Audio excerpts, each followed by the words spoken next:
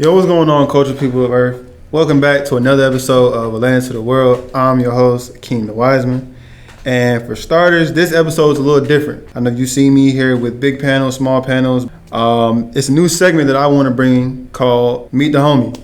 And for starters today, to welcome in Black History Month and to welcome in the month of February, we have my first guest, one of my close friends, someone dear and true to me, my friend, Javontae Walker. So, appreciate you, my boy. So, one thing that we do on Atlanta to the World before we get into anything else, we do a weekly checkup. So, from a week from today is Wednesday. So, from last week Wednesday, like, how's the week been? How you feeling?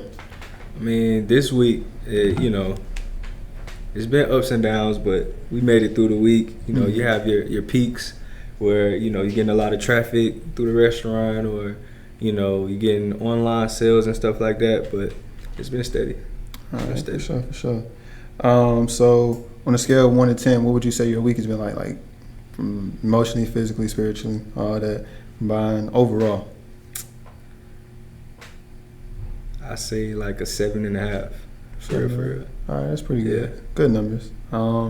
Well, for myself, I'll say that I've been about an 8. Had a recording last week, got another recording this week. Me and you were doing this, introducing a new segment, something I've been planning it for a very long time now that I've been thinking about doing, trying to get better at. So, pretty good. Like I said, good 8, can't beat it. That's what's up. Well, just for a little small talk going into this month, like I said before, the start of Black History Month. What would you say for you is, like, what do you feel like Black History Month means to you?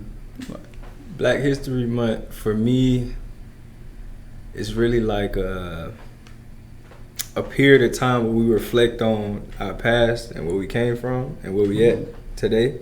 I think we need more than just a little month, because we gonna experience a lifestyle that a lot of people can't relate to. You know what I'm saying? And I don't think 1 month can justify like the history. You know what I'm saying? So no, I definitely feel that. I feel like there's so much that doesn't get talked about, that doesn't get light shine on it, that you just can't ignore. It's Black history. Like everybody of course knows about the Martin Luther King story, the Rosa Parks story, the Malcolm X story, but there's so many different people that you can't even imagine. Like, people would even imagine, oh, this belongs in Black history. Like, when you think about some of the, like, different inventions, like, I know the traffic light, like things like that we use every day that people wouldn't even think about.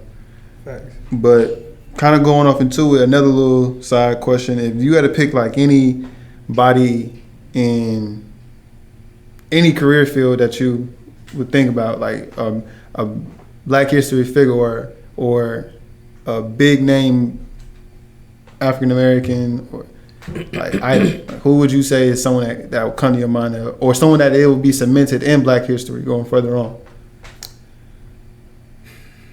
I'm try to think of one, but there's so many people that probably are unrecognized that we don't even know about. You know what I'm saying? That we don't even know their names, for real. That's why I said it's really more than just what we know. That's why we go back to Black History Month, because we find out more things, or at least I do. I find out more things every year about what Black people have brought to the world. Yeah. You know what I'm saying? But if I was to name one person that, like, what they said and it's gonna stand to the test of time is between Malcolm X and Martin Luther King. That in my top 2. I really can't give you one, because everybody done put in, the groundwork to get where we at today. For sure. That one thing I'll say that always sticks out to me when I think about it is, for one, of course, Martin Luther King, because that's a name that I've always heard for so long. But then also just because of the fact that, little side note, when I was growing up, I not really understanding what names were. I mean, I knew what names were, but like I thought every time I heard junior, it was always like, of course, me being a junior, but then it was like him being a junior. I used to think like, like mean, this connection there before I actually started to really realize, like, nah, it's just you get this name when you name, like, it was a big thing. But another person, Harriet Tubman. Harriet Tubman. Oh yeah, for sure. Just because I feel like that story is told to us so vague. Like I couldn't imagine like exactly how that lifestyle would be in that time, like in those times, like actually having to run away from your plantation. Like this, if you get caught, there's no turning back. Like you're making a choice that if we get caught, this is the end all be all. Sure. That's a different type of life that you really gotta live. And you know, it's like we got this stigma that black people can't work together. Yeah. And she got everybody, thousands of people just in one unit out of slavery. Amazing woman. Yeah. I'm ready for her to be on that $20 bill that they've been saying for a minute. Sure. She's more than deserving of that, though. But another question I got is, what does it mean to you when you hear the phrase "buying back the community"? Like, what does that really mean to you? Being someone who business owner, like when you hear that, like, talk to me about that. Buying back the community is about bringing your people together for a common cause to rehabilitate the area, whether that be through bringing activities that people can do to get them out the house, to keep us from doing so much negative stuff that we think about on a daily basis because it's nothing to do. Mm-hmm. You know what I'm saying? Or just putting some paint on the walls, you know what I'm saying? Refreshing the area, just making it feel clean, feeling like a clean space that you can be productive, that you want to work in. You know what I'm saying? Like, if you travel up north, mm-hmm. the sidewalks look way different than our sidewalks. You know what I'm saying? Like, it's spaces for you to move and, you know, elevate. Yeah. If that makes sense. But I would say just rehabilitating the area and making sure everything, you know, come back as one so everybody can be at use.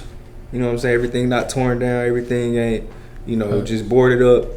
Yeah, gotta bring, like, you want to see the community actually you want to see progress. You want to see progress in where you at. You know so, let me ask you, when you see your neighborhood now from, because this is your area, like Southside, this your area. Like when you see your area 2023, I'm not sure if you can remember back, but how you big of a change do you think from 2013, like from just 10 years ago, like from seeing what it used to be to now, to seeing your community change drastically, but not from the people who live here? Like, how does that affect you? Like, how does that hit you where it hurts? I mean, that's the main reason I wanted to go in business. Like, I wanted to do something to support my family. You know what I'm saying? Because it's like we grew up around people that went down the block. You know, somebody may be on, you know, government assistance. Yeah. You know what I'm saying? Then a couple streets down, somebody got a 5-bedroom house. So it's like you saw poverty and you saw people that had money at the same time. You know what I'm saying? So it can be confusing at the times because, I mean, but back to what you were saying, I don't want to get off topic, but just ask the question again. I forgot what you said. Well, I mean, not even going from the question, let me evolve the question. What would you say is the biggest change from your childhood in your neighborhood that you've seen from then to now? The biggest, one thing that just sticks out to you is just like, dang, when I look at this, them flashbacks come back. For me, the biggest thing, I was always outside. Yeah. I was always outside. Like, kids don't do that. As soon as I got off the bus, I took my backpack off in the house, turned right back around and went back outside. Mm-hmm. And we was outside, whether that be playing sports, whether that be just outside kicking rocks, you know what I'm saying? We was outside at all times. We was never just in the house huddled up. You know what I'm saying, behind the screen. But besides that, the major thing in the area,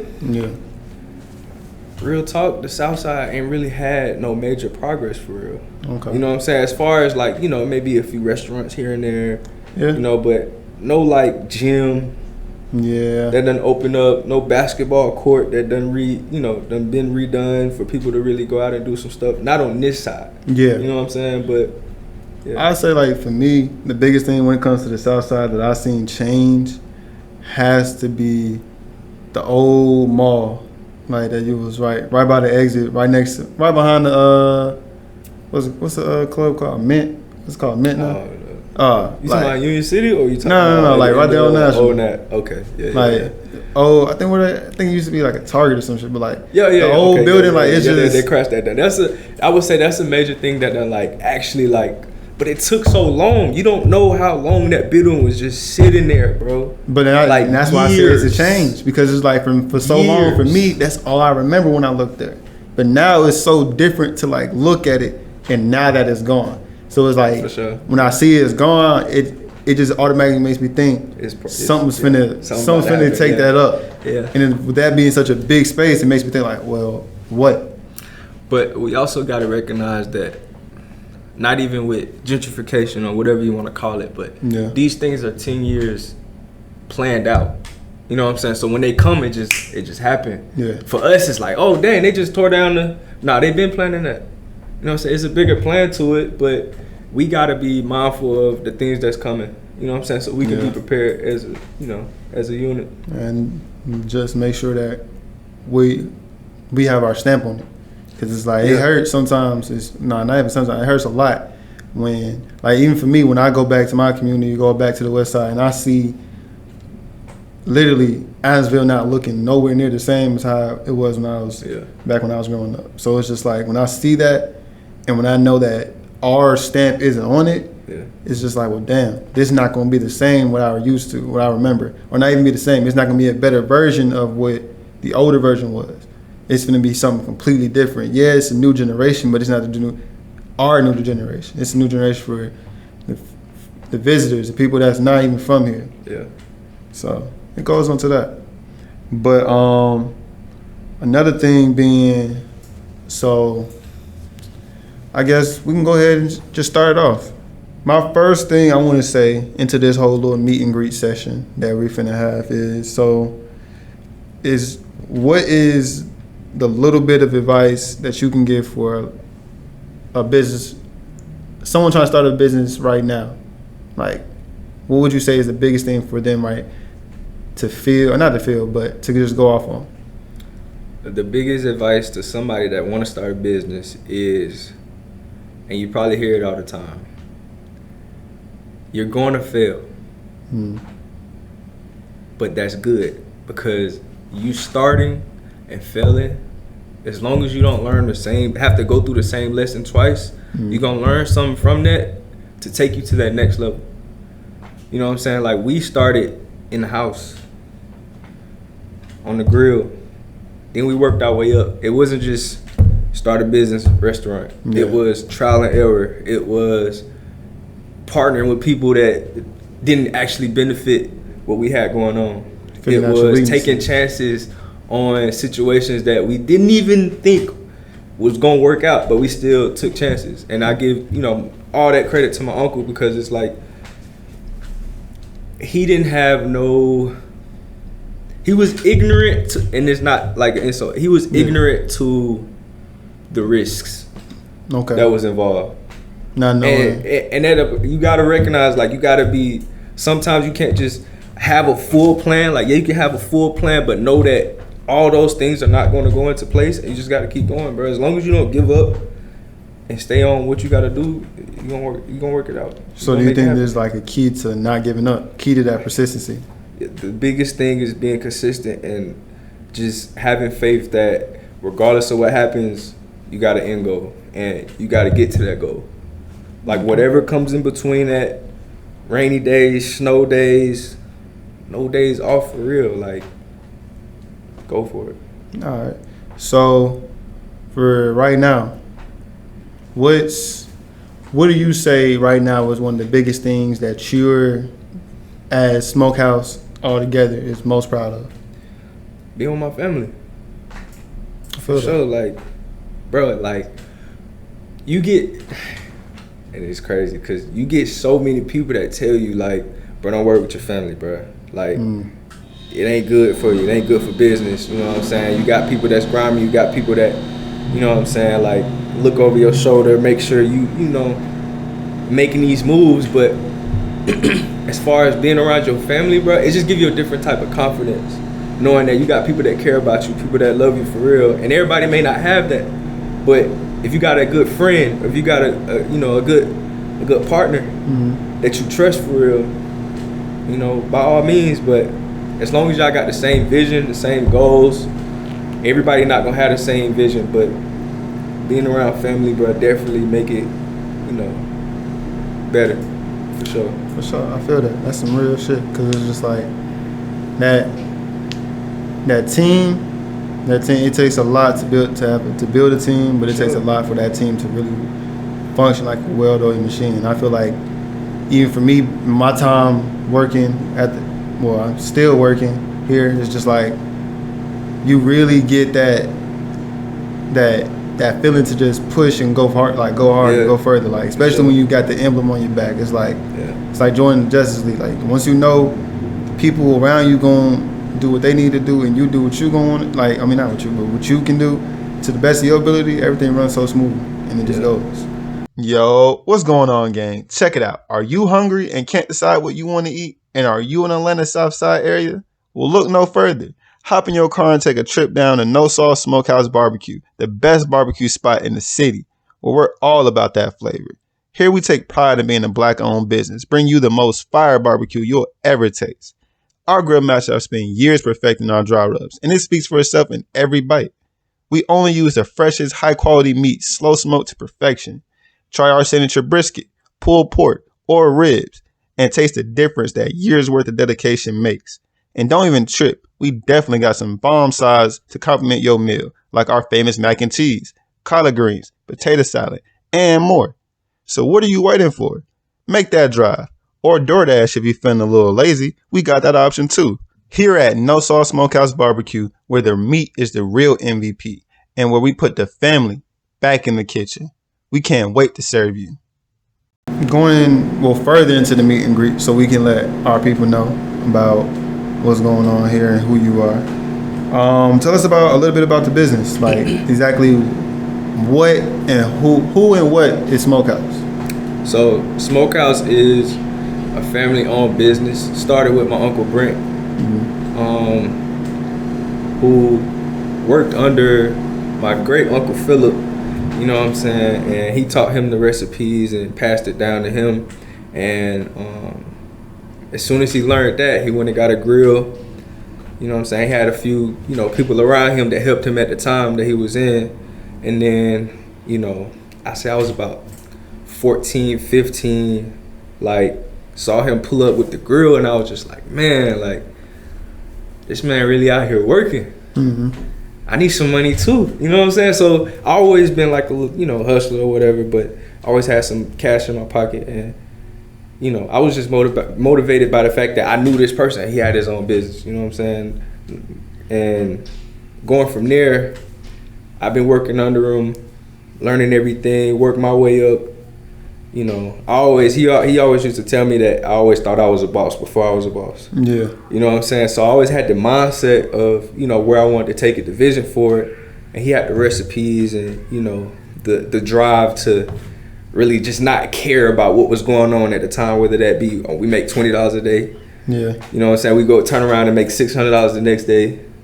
You know what I'm saying? And go for it. But so would you say that, like, that's a mindset you gotta have going into business? Like that whatever, good or bad, like I'm gonna still go out here and get it. I think more so for him was he just had to keep the lights on where he was in his situation. Yeah. You know what I'm saying? He had his, you know, period of time where he was trying to figure himself out, figure out what he wanted to do. Yeah. You know what I'm saying? I let him speak for him, but for me, you know, I saw or had a vision for me being around my family or building something with my family. So once he gave me that access to like help him out, it was, you know, full throttle after that. I feel that. But for starters, shout out Brent. He couldn't be here for today, but we're gonna get him on soon. Sure. So y'all just be on the lookout for that episode. But that's great. That's real great. Like all that I heard, I felt that It's like the main entrepreneurship mentality. It's like your own personal mama mentality. You gotta go ahead and go in forward. So, can you tell us about a particular like challenging moment in the business startup, in the business history? Like something that was just, man, I don't know, like a point where you felt like, I don't know if we're gonna be able to push through this. If there was a point like that for you. Remember I said you gotta like go through a lesson. If you don't learn it twice, you're gonna keep learning that lesson. Every other month or every other couple years, we went through a phase where we wanted to give up, or at least, you know, we didn't want to keep it going. But at the end of the day, we showed up the next day. You know what I'm saying? I took nights where I didn't sleep, bro. Like for real. I went to work 5 o'clock in the morning at Starbucks. Got off work, went to my next job, got dropped off at the club where we was with the grill at 12 o'clock at night, and I didn't get home till 4 o'clock in the morning, 5 o'clock in the morning. And that was my life from 17 to about 24, really. So through that whole process was trial and error. Was figuring out how we gonna get a restaurant, so how we gonna get a food truck. What do you feel like would be the biggest lesson that you learned in that time period? Whether it be something that you took for your personal life or something that you took for the business standpoint. Looking back in hindsight, it was just not giving up. Like literally not giving up. That seems like that's the number one lesson for just like life not period. Is not giving up. That's real impressive. Like I love the consistency, love to hear it. Like you can't ask for nothing else when you're in a business like world like that. Not giving up, it proved like not giving up shows its results. Like throughout time, it definitely shows the results.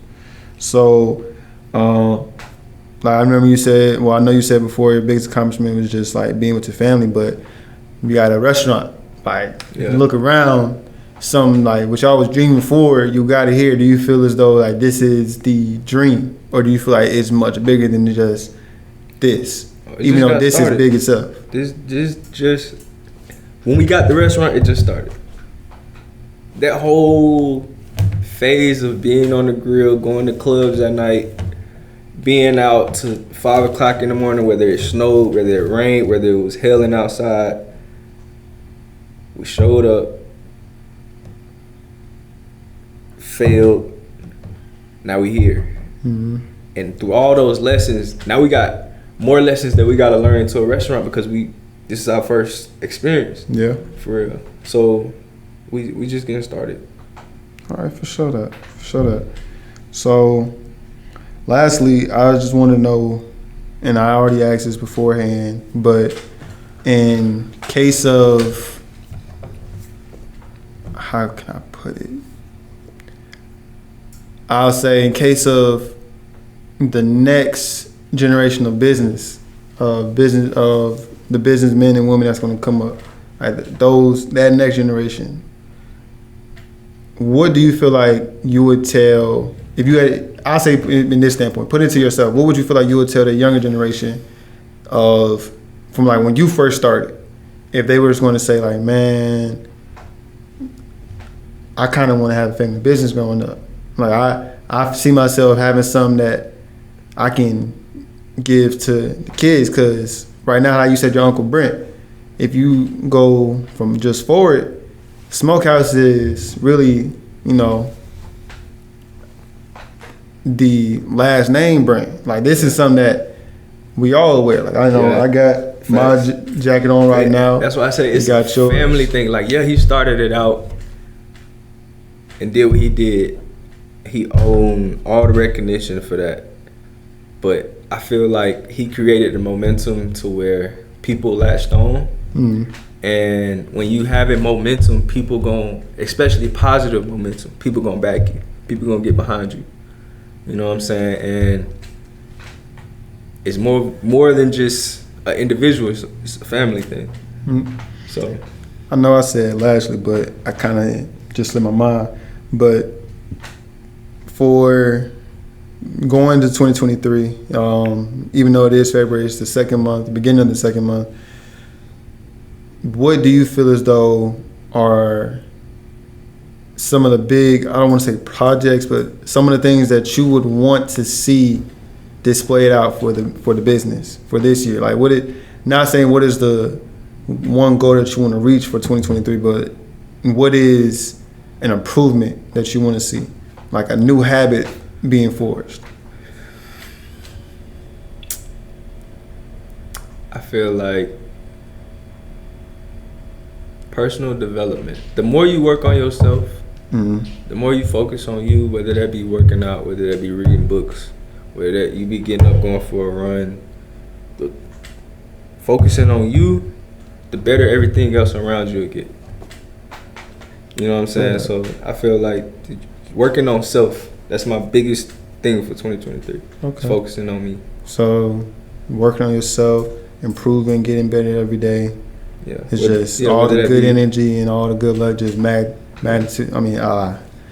magnitude towards it. Yeah, you become a magnet. Magnetics, my bad. Yeah, you become a magnet when you're working on your spiritual, your mental, and your physical.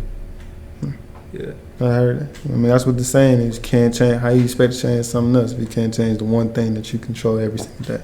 Exactly. But I feel that. You said that best. Well, I want to say thank you so much for joining us today on Land to the World. Open up, new year, new segment. Yeah.